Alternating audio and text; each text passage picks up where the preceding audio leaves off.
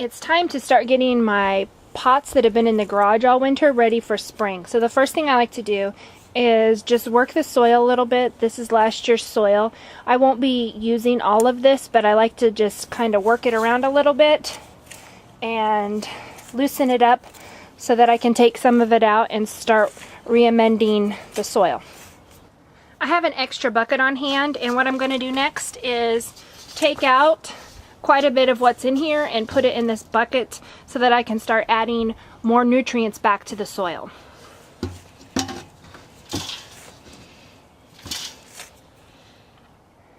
Now it's time for the fun part. Over the winter, in my Christmas decorations, I collect a lot of different evergreen branches, and then I also collect some coffee filters. You can use your own coffee filters, or places like Starbucks, thank you so much, they'll give out free coffee grounds, and a lot of times when you open the bag, you get a lot of the coffee filters in the bag, and sometimes the bags have just all coffee grounds. So at the bottom of my planter, since a lot of my planters are fairly large, I don't like to buy I really don't like to buy anything. So I try to find as many free items as I can to amend my soil, and then I do purchase a couple necessities to help lighten my soil. So in the top part of my soil mixture, I get eggshells that I've been collecting and different peels, vegetables, spinach that went bad in the refrigerator, old house plant that has seen better days, some leaves, some cow manure, and then I also have here the egg carton itself. And what I like to do with this, I would add this to my bottom mixture, but I forgot to do that. But it usually decomposes a little bit faster if you rip it up some, so I go ahead and rip all this up, add some more coffee grounds to the mixture, and then the only thing that I actually pay for is vermiculite and perlite, and I have some of that over here to show you what it looks like. And this is going to help retain the moisture for my soil a little bit better. So I'm going to go ahead and mix this all up here.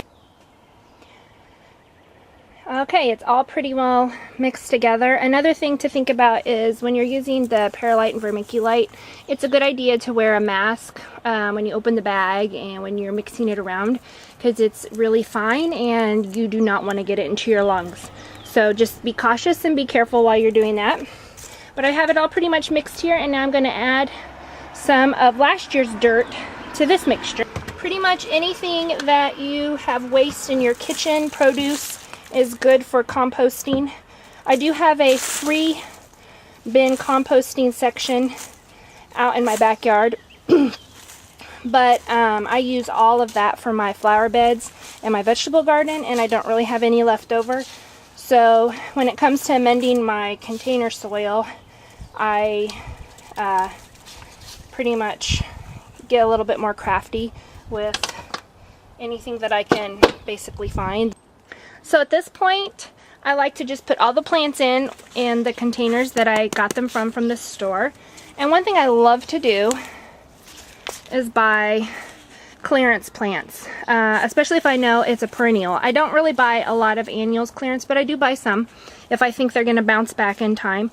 But a lot of perennials, for whatever reason, this one was clearance because the frost got to it a couple days ago, and the foliage looks kind of sad, but I will be able to transplant this easily in my yard, and for years to come I'll enjoy it, as well as all I really care about right now are the red flowers, and they seem to be doing pretty well, so I'm not really worried about that.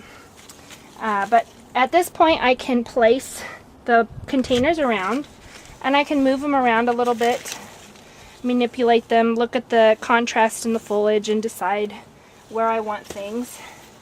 And then after I've decided it's the way I want it, I can start planting them into the container.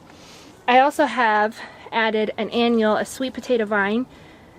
This here I really won't get a lot of benefit from it during the spring, but I want to get it started in this pot so that by summertime it'll be spilling over the edge of this planter. And most of you know how to plant a plant, but just in case you don't, the first thing you want to do is kind of tickle the roots, or basically loosen up some of this dirt. And this one wasn't very dense. If it was, sometimes you take a box cutter or something to cut the roots, but this one's pretty easy. And then now you're able to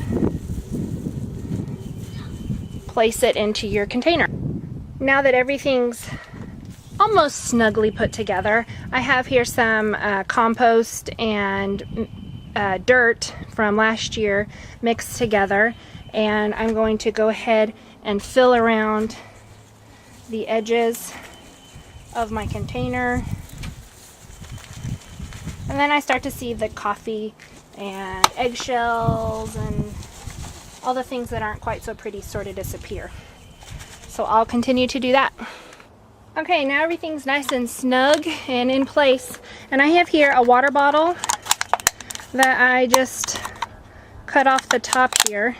And what I'm going to do here is I'm going to bury it in the back of my container in the dirt, right about here. I also found these. I like the water bottle because it's free and I already had it.